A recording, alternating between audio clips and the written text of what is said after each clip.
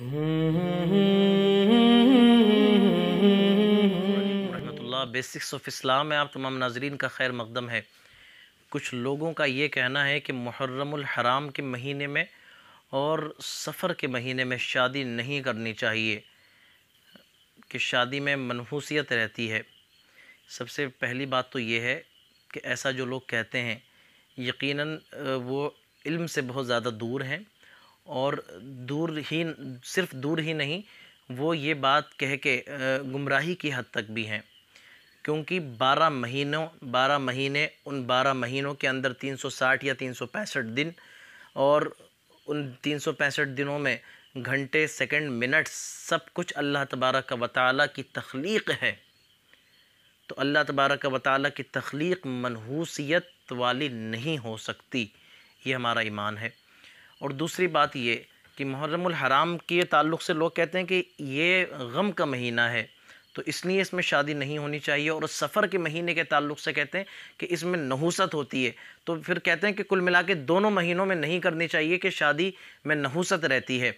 तो उन लोगों से एक सवाल तो पहले ये है कि मान लेते हैं कि इन 2 महीनों में शादी करेंगे तो शादी सक्सेस नहीं होगी, तो ये गारंटी आप देते हैं क्या जो 10 महीने में शादियां होती हैं, या जो 10 महीने में इन 2 के अलावा शादियां हुई हैं, क्या वो हर शादी सक्सेस रही?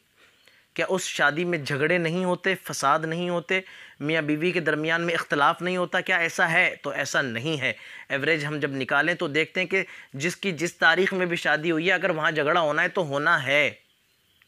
तो इस क्वेश्चन का आंसर ऑब्वियसली नहीं हो सकता उन लोगों के पास जो कहते हैं कि शादी नहीं करनी चाहिए।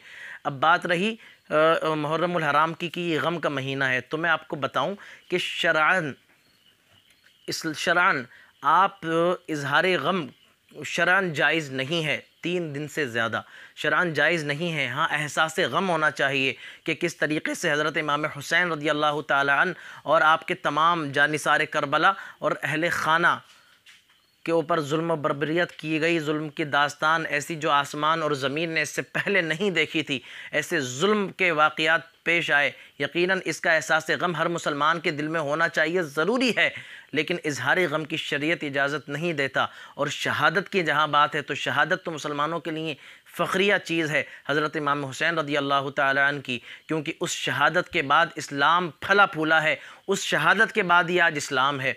और रही बात जहाँ सफ़र की, तो ये नबी करीम सल्लल्लाहु अलैहि वसल्लम के दौर में काफ़िरों का कहना था कि इसमें जो 13 तारीख़ होती है ये बड़ी मनहूस तारीख़ होती है, इसमें कुछ नहीं करना चाहिए।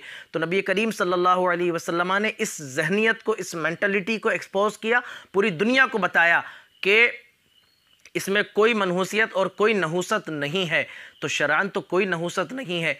अब लोगों को ये बात और कहनी चाहिए, जिन लोगों के सामने भी बात हो या मेरी तरफ से ये बात है कि अगर आपका ईमान इतना ज़्यादा कमज़ोर है कि कुरान और हदीस की जो दलीलें और रेफरेंसेस हैं ये अगर आपके ऊपर असर नहीं करते, लोगों की बातें असर करती हैं, तो फिर यकीनन आप इन 2 महीनों में शादी मत करिए। क्योंकि अगर आप शादी करेंगे, खुदा न खास्ता ये इंसिडेंट्स, कोइंसिडेंस या फिर कुछ कोइंसिडेंस, इत्तेफाक या आपके मुक़द्दर की कोई चीज़ हो सकती है कि अगर कुछ बुरा हुआ तो आप ये बड़ी आसानी से कह देंगे कि कुरान और हदीस ने तो कहा था कि नहीं करनी चाहिए, वो कर लेनी चाहिए शादी, और हम तो कह रहे थे कि भाई हम नहीं करेंगे, देखो हो गया ना बुरा।